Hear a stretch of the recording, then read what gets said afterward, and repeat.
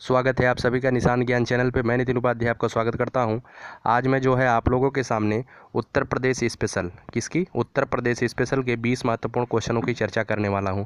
ऐसे 20 महत्वपूर्ण क्वेश्चन जो सीधे सीधे आपकी परीक्षाओं में पूछे जाएंगे।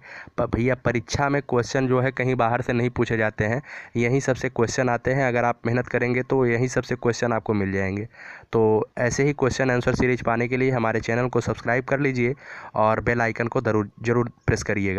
एक एक मतलब कि मेरे सब्सक्राइबर मुझसे पूछ रहे थे कि मेरा आपका वीडियो मुझे नहीं मिल रहा है, तो मैं बताया कि भैया आप सब्सक्राइब तो कर लेते हैं लेकिन बगल के बेल आइकन को नहीं दबाते हैं, इसी वजह से मेरे वीडियो का अपडेट आपको नहीं मिल पाता है।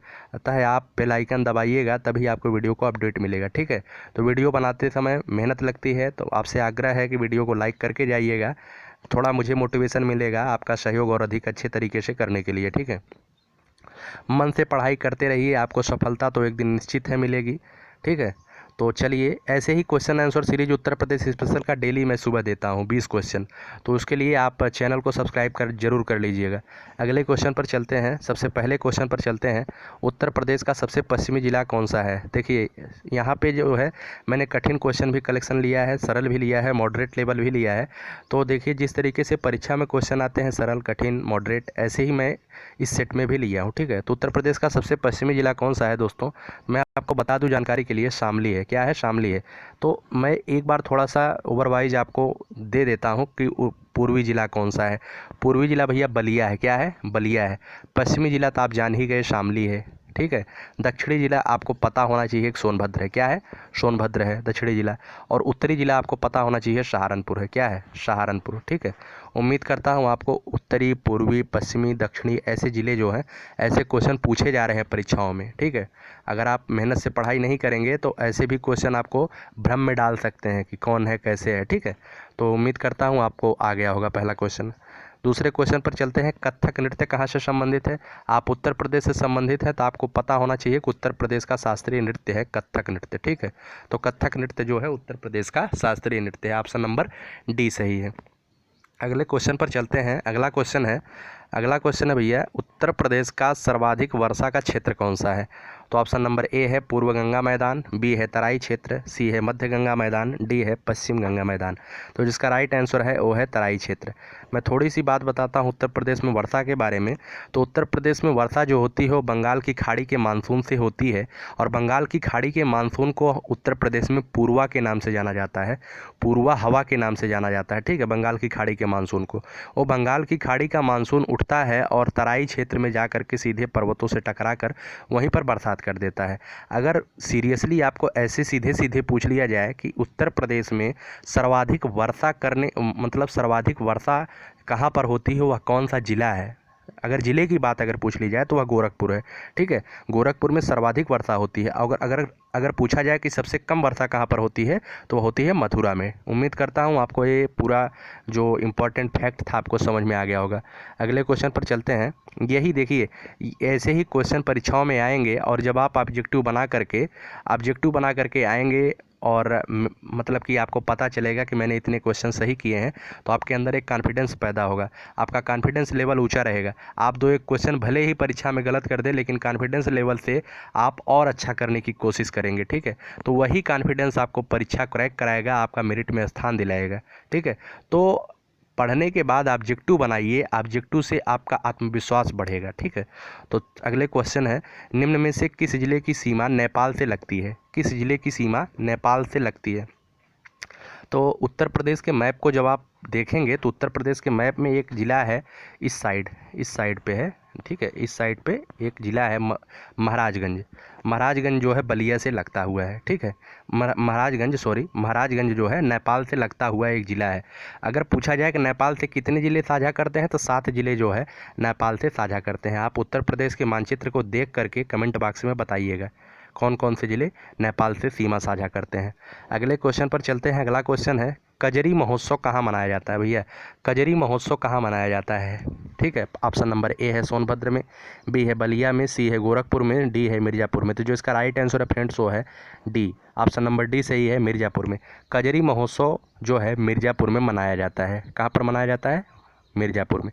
अगर बात की जाए कजरी सामान्यतः किस महीने में गाया जाता है तो उत्तर प्रदेश में, तो कजरी जो है सामान्यतः वर्षा के ऋतु में उत्तर प्रदेश में गाया जाता है। ठीक है, तो एक गाया भी जाता है कजरी, एक गीत भी है, लोकगीत है, और एक कजरी महोत्सव होता है जो मिर्ज़ापुर में मनाया जाता है। ठीक है, अगला क्वेश्चन है, देखिए उत्तर प्रदेश के प्रमुख क्षेत्र के जो नृत्य हैं, लोक नृत्य हैं, उससे भी क्वेश्चन पूछे जा रहे हैं, अच्छे लेवल के क्वेश्चन पूछे जा रहे हैं, तो आप उसे ध्यान से पढ़िएगा।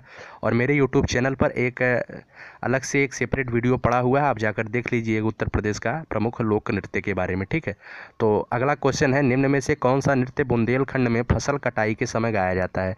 तो बुंदेलखंड में एक नृत्य है जिसे कहते हैं सैरा। सैरा नृत्य जो है उत्तर प्रदेश के बुंदेलखंड में फसल कटाई के समय गाया जाता है। आज बुंदेलखंड की स्थिति सही हो गई है, वहाँ पर पानी की अच्छी व्यवस्था है, खाद और माटी की जो व्यवस्था हो गई है उचित तरीके से हो गई है, जिससे वहाँ पे फसल की पैदावार अच्छी होने लगी है।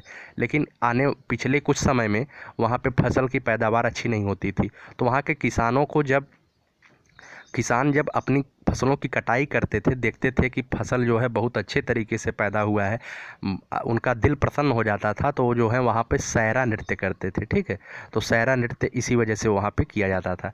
अगले क्वेश्चन पर चलते हैं। अगला क्वेश्चन है पंडित दीनदयाल उपाध्याय पशु चिकित्सा विश्वविद्यालय कहाँ स्थित है। ठीक है, ऑप्शन नंबर ए है झांसी में, बी है फैजाबाद में, सी है मथुरा में, डी है बरेली में। तो जो इसका राइट आंसर है फ्रेंड्स वो है मथुरा में। ठीक है, तो पंडित दीनदयाल उपाध्याय पशु चिकित्सा विश्वविद्यालय कहाँ पर स्थित है, तो मथुरा में स्थित है। उम्मीद करता हूँ आपको आ गया होगा। ऐसे क्वेश्चन भी आ रहे हैं और जो केवल फैक्ट के हैं आपको याद करना जरूरी है, याद तो करना ही पड़ेगा। अगला क्वेश्चन है उत्तर प्रदेश का प्रथम मुक्त विश्वविद्यालय कौन सा है। ठीक है, तो कहाँ पर है, तो इसका जो राइट आंसर है फ्रेंड्स वो है प्रयागराज में। प्रयागराज में उत्तर प्रदेश का प्रथम मुक्त विश्वविद्यालय है। उस मुक्त विश्वविद्यालय का नाम है राजर्षि टंडन मुक्त विश्वविद्यालय। क्या नाम है, राजर्षि टंडन मुक्त विश्वविद्यालय। ठीक है, उम्मीद करता हूँ दोस्तों आपको अच्छे से समझ में आ गया होगा। ठीक है, अगले क्वेश्चन पर चलते हैं। अगला क्वेश्चन है उत्तर प्रदेश सरकार की आय का सबसे बड़ा स्रोत क्या है। ठीक है, ऑप्शन नंबर ए है केंद्रीय एक्साइज ड्यूटी के हिस्से से, बी है बेमिसाल, ये गलत हो गया है। ठीक है, सरकारी राजस्व से है, भूमि राजस्व से, बेमिसाल नहीं है, भूमि राजस्व से।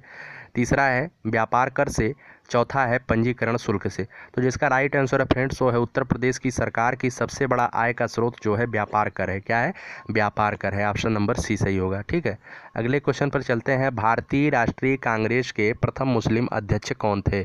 ऑप्शन नंबर ए है मोहम्मद अली जिन्ना, बी है रहीमतुल्लाह सयानी, सी है मौलाना अबुल कलाम आज़ाद, डी है बदरुद्दीन तैयब जी। तो जिसका राइट आंसर है फ्रेंड्स वो है बदरुद्दीन तैयब जी। बदरुद्दीन तैयब जी जो है भारतीय राष्ट्रीय कांग्रेस के प्रथम मुस्लिम अध्यक्ष थे। अगर बात की जाए भारतीय राष्ट्रीय कांग्रेस की स्थापना कब हुई थी, तो भारतीय राष्ट्रीय कांग्रेस की स्थापना हुई थी 1885 ईस्वी में। 1885 ईस्वी में एलन ऑक्टेवियन ह्यूम के द्वारा भारतीय राष्ट्रीय कांग्रेस की स्थापना हुई।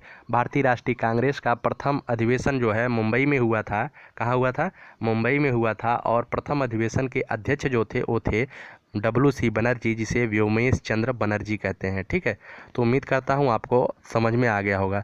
और कुछ भारतीय राष्ट्रीय कांग्रेस से संबंधित जानने के लिए मैं सेपरेट वीडियो में आपको इसके बारे में चर्चा जरूर करूँगा। अगले क्वेश्चन पर चलते हैं। अगला क्वेश्चन है काकोरी कांड की घटना कब घटित हुई थी। ऑप्शन नंबर ए है 1920, बी है 1930, सी है 1924, सी है 1925। जो इसका राइट आंसर है वो है 1925।